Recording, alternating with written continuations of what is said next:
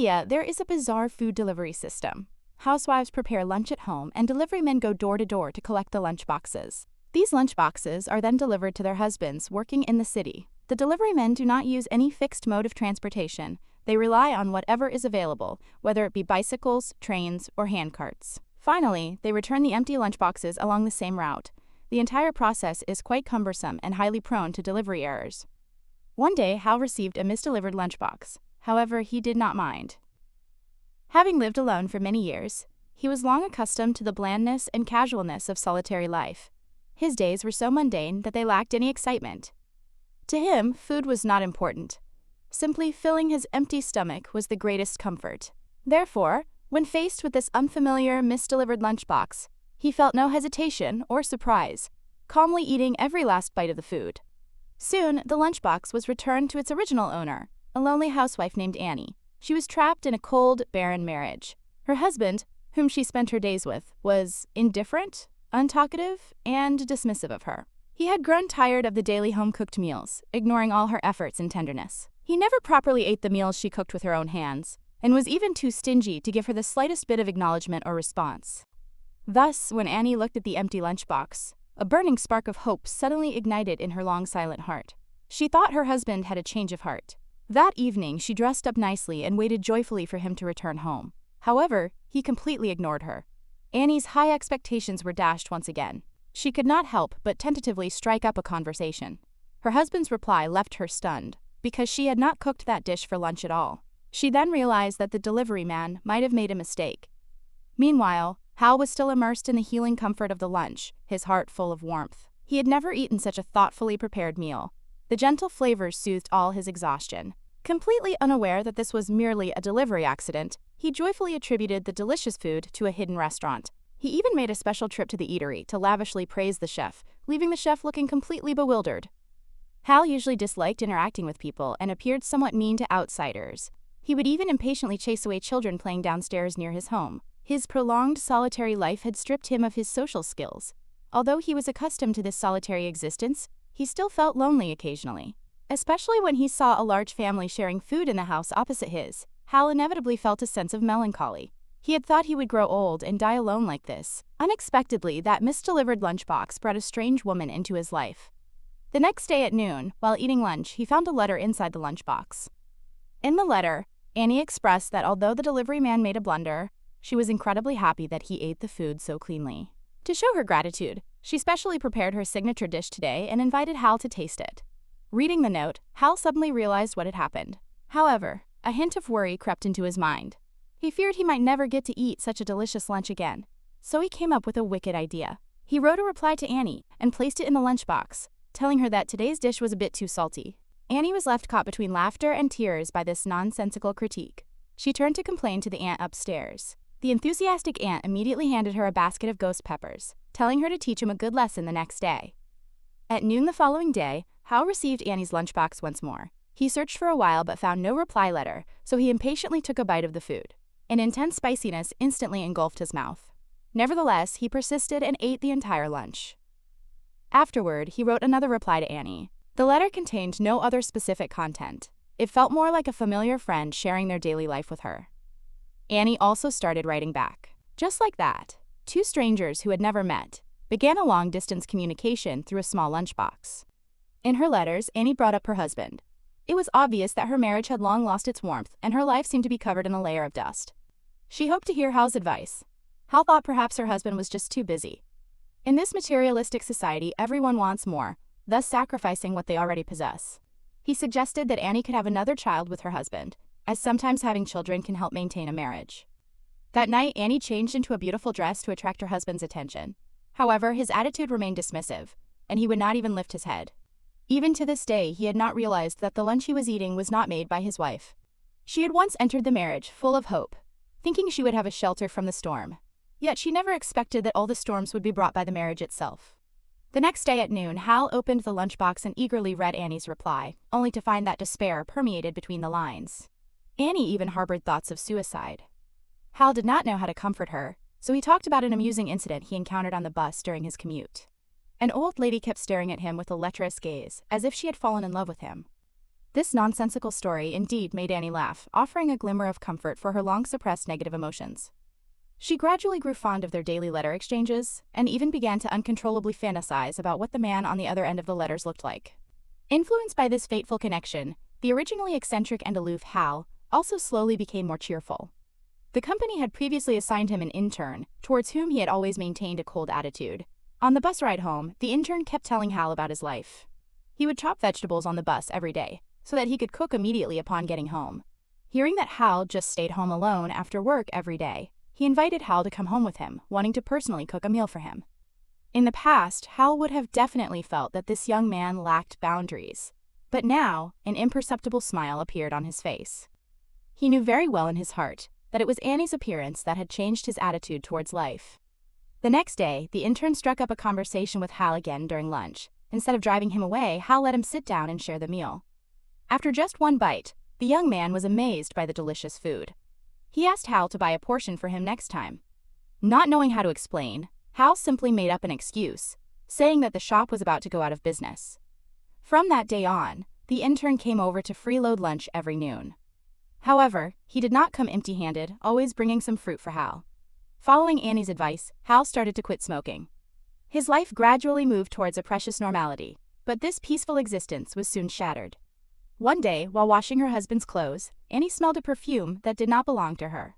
At that moment, her husband's prolonged indifference finally had an answer. She was not hysterical. She merely wrote her feelings into a letter. She confessed that this loveless marriage was like a tomb, and she wanted to leave this heartbreaking place to start a brand new life in Bhutan. This letter resonated with Hal. He was about to retire, had no friends or family around him, and had nothing keeping him tied to his homeland. Thus, he asked Annie in his letter if she could take him with her when she departed. This sudden invitation made Annie a little scared. Although they had known each other for a long time, they had yet to meet in person, and knew absolutely nothing about each other's appearance or name. Going to live in another country together was a major event that certainly could not be decided so hastily. Hal read her hesitation between the lines. To dispel Annie's concerns, he quickly wrote a self-introduction and took the initiative to propose a meeting. Annie was actually very excited as well. She invited Hal to meet at a cafe the following afternoon. However, right at this time, a minor incident disrupted his good mood. The intern made a large number of mistakes at work. The boss was highly disappointed in him and prepared to fire him, additionally asking Hal to redo all the work the intern had done. Hal completely changed his usual aloof demeanor and voluntarily stepped forward, taking on all the responsibility. At first, the boss did not believe it, because Hal had worked diligently for decades without ever making a mistake. But, upon careful reflection, the boss realized Hal wasn't the type to voluntarily take the blame for others either, so he had no choice but to be lenient. The intern was incredibly grateful and invited Hal to his home for dinner again. Unable to decline such great hospitality, Hal had to agree. Hal met the young man's fiancée. After they had eaten and drank their fill, the intern voiced his troubles. It turned out he was getting married soon, but having been an orphan since childhood, he had no relatives around. When hosting the wedding, the bride's relatives would undoubtedly all be present. Therefore, he hoped that Hal could attend his wedding in the capacity of an elder. Hal was extremely happy. Having no wedding gift to give, he planned to suggest to the boss that the intern be promoted to a permanent position as his assistant. Annie's presence had allowed Hal to relearn how to open his heart. Early the next morning, Hal carefully groomed himself in front of the mirror. He wanted to leave a good impression on Annie. However, when he looked into the mirror, he noticed that his beard had started to turn white. On his way to work, a young person voluntarily offered him a seat. Upon arriving at the company, he even experienced brief memory lapses, suddenly unable to recall what he had just wanted to say. These successive details made Hal a bit afraid. He realized that he was already old. Worrying that he was not good enough for Annie, he backed out. Annie waited at the cafe for an entire afternoon without catching sight of him. Her heart full of hope turned into utter disappointment, and she had no choice but to return home in resignation. The following day, Hal received an empty lunchbox. He knew this was Annie's silent accusation. Hal wrote a letter explaining his difficulties. It turned out that he had gone to that cafe yesterday afternoon, but simply sat from afar watching Annie. Looking at the young and beautiful Annie, Hal knew there was a vast age disparity between them, and he was completely unworthy of standing by her side. Thus, he could only painfully stop himself. Since then, Annie did not write back, nor did she send any more lunchboxes. By mutual, unspoken agreement, the two cut off contact and returned to their respective lives. Until one day, Annie suddenly received a phone call from her mother. It turned out her father had passed away. Her husband wasn't home, so she had to rush back to her maiden home alone. However, her mother's attitude surprised her somewhat. Her husband's death did not bring her sadness. Instead, it made her feel relieved of a heavy burden. Annie suddenly realized that her mother's life had not been a happy one. The seemingly stable marriage had actually long been filled with disappointment. Looking at her mother, who had toiled her whole life, Annie felt as if she was seeing her own future. She did not want to repeat the same mistakes, and made up her mind to escape this unhappy marriage. Through the delivery man, she found out where Hal worked. She wanted to tell him in person that age was not an obstacle. But what she didn't know was that Hal had already retired by this point. The intern told her that Hal had already gone to Nashik. The hope she had so painfully found was shattered once again. At this time, Hal was already sitting on the train leaving the city. Sitting opposite him was a strange old man. The old man shared the same destination. Nashik is a sanctuary for retirement in India, and most elderly people consider it their final stop. Looking at the senile old man before him, Hal suddenly realized he was being too pessimistic. Compared to them, he still had plenty of time.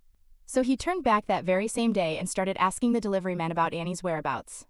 Little did he know that the desperate Annie was also preparing to leave this place of heartbreak. She had sold all her jewelry, ready to go live in Bhutan. In the end, Hal followed the lunchbox delivery crew and plunged headlong into the sea of people in Mumbai, searching for a person he had never met. The Lunchbox is the 2013 feature film debut directed by Indian director Ritesh Batra. It won the Critics' Week Viewers' Choice Award at the Cannes Film Festival. The film was once highly favored by Sony Pictures Classics, and many film critics considered it a hot favorite for the Oscars. However, the Film Federation of India ultimately submitted a different film. This snub caused an uproar in India. The director replied with just one word: heartbroken. Interestingly, a film about missed connections turned into a grand missed opportunity itself. Inside and outside the story, it actually speaks of the exact same thing. We always give our best to the wrong people or at the wrong time. Lead actor Irfan Khan vividly portrayed a widowed, taciturn man on the verge of retirement. He barely needed any lines. Just from a view of his back, the act of smoking a cigarette, or taking a bite of food, you can understand what it means for a person to live without hope. The later passing of this unforgettable actor also added a layer of heart-wrenching emotional weight to the film. The most moving part of the film is how it depicts loneliness with a light touch, yet presses down with heavy emotional weight. Hal and Annie live in the same city, but seem separated into two different worlds. One is neglected by marriage, while the other is forgotten by time. Neither of them could wait for a response from the people around them, yet inside a misdelivered lunchbox, they found someone willing to earnestly eat their food clean. Therefore, loneliness is never about having no one around you. Rather, it's speaking for an entire day without a single word being caught by someone else. In reality, how many people live under the same roof and sleep in the same bed, yet live as two parallel lines? We move into bigger houses, get better jobs, and lead respectable lives. But we alone lose that person who is willing to earnestly listen to us talk nonsense. There is a line in the film: sometimes the wrong train can take you to the right station. This is perhaps the ultimate tenderness of the entire film. A delivery mistake inadvertently reignited two hearts that were about to extinguish. Did they meet at the end of the film? The director did not provide an answer. But perhaps whether they could meet is not the most important thing. What matters is that during those dreary days, two people tasted the flavor of living once again because of a lunchbox. And everyone needs such a motivation and reason to keep living. Alright, that concludes today's commentary. If you liked it, remember to follow, like, and comment. That's all for now. See you next time.